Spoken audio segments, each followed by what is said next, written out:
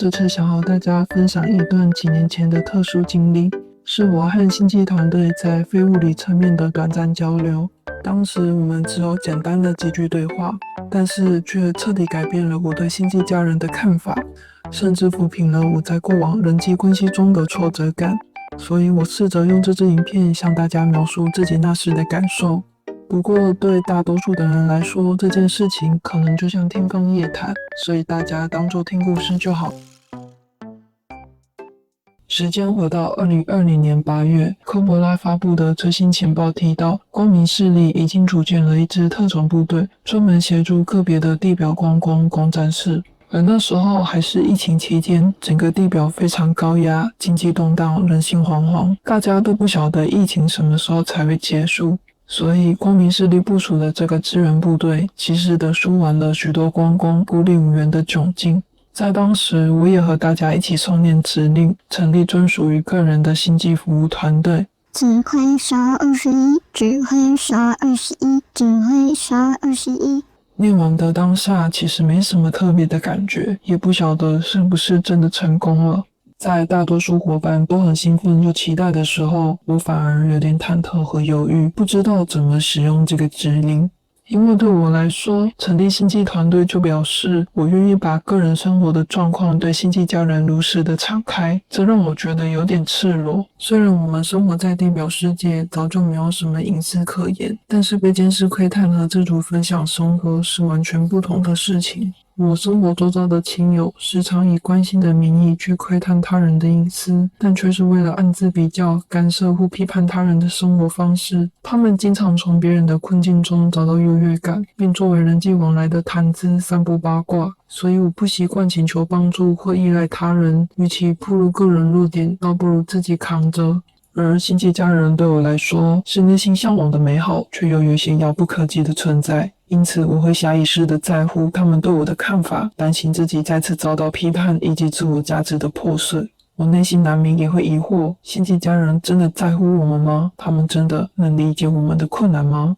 但我却也想到，他们长时间以来默默守护地球，并且依然在为我们挺身战斗。他们的行动早已说明了一切，否则也不会因为人质问题而陷入僵局。所以我还是决定鼓起勇气，把心门打开，让双方都有了解彼此的机会。不过，即便我适度地卸下了自我保护机制，但心里仍然保有界限。因为我知道他们能做的很有限。那时顶夸克炸弹还没拆完，奇美拉、执政官、植入物、黑暗王国，还有一大堆负面科技都是很大的麻烦。我无法想象那种丝毫不能出错的精神压力有多么庞大，所以我不愿意把所有的希望都寄托在他们身上。最重要的是，我想建立的是相互支持的情谊，而非沉重的枷锁。因此，我通常只在冥想前或是遇到特殊状况的时候才会呼唤他们。我有睡觉前也会对他们碎碎念，说说心里话。一直到2023年1月初，那时快要过年了，街坊邻居和大街上大家都很热闹地准备年货，但是我家却很冷清，因为那是我妈第一次缺席的新年。那时我妈才刚走几个月，所以家里每个人都还在淡化心里的悲伤。而我是家里最年长的孩子，当下能够做的事情就是按照我妈以前的流程，准备好过年和祭拜需要的东西。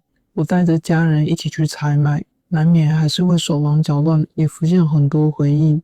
但是身体忙碌起来的好处就是没有多余的力气胡思乱想，所以晚上很快就睡着了。于是我就梦见星际家人到家里做客。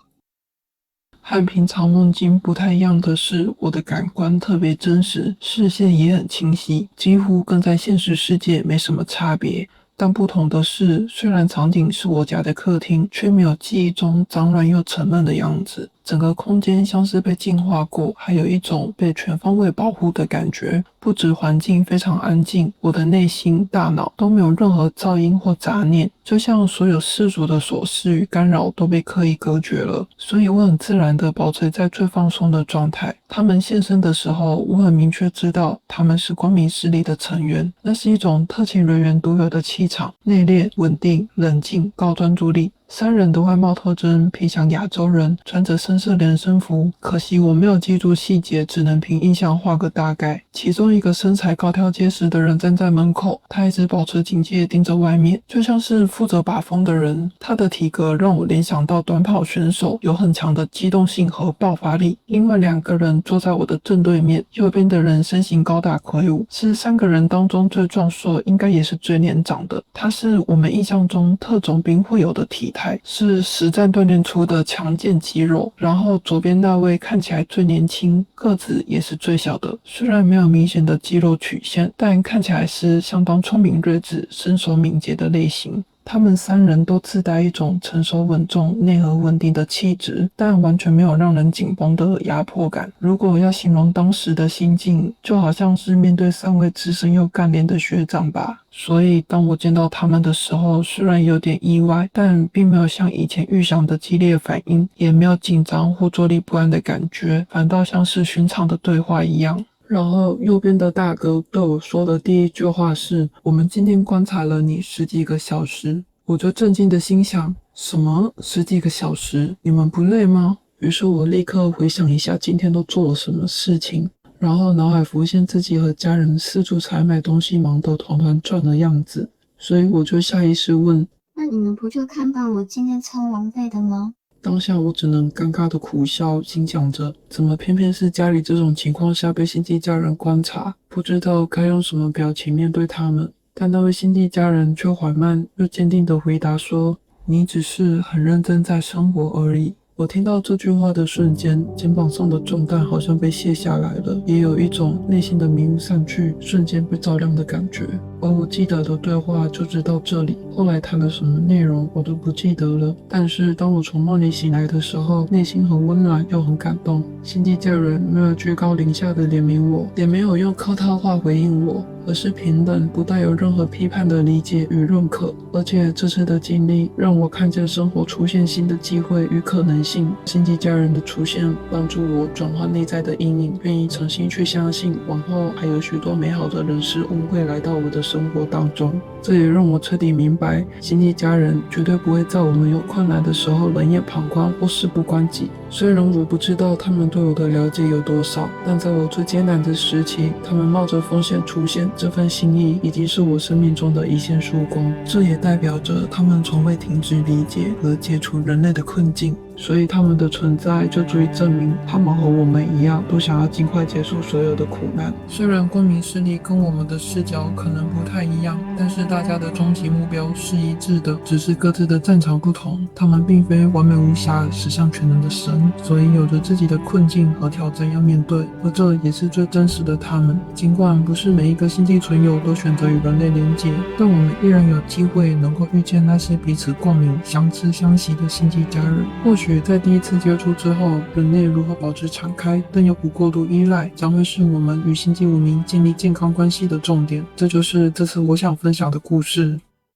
我知道有些人会说，这不过只是梦而已，又没有实际改变什么。但正是这段深刻且珍贵的经历，帮助我走出那段时期的阴影，重新拾回勇气，面对生活。我认为每个人的星际接触都是独一无二的。光明势力和星际家人们会考量到每个人的情况而策划不同的交流方式。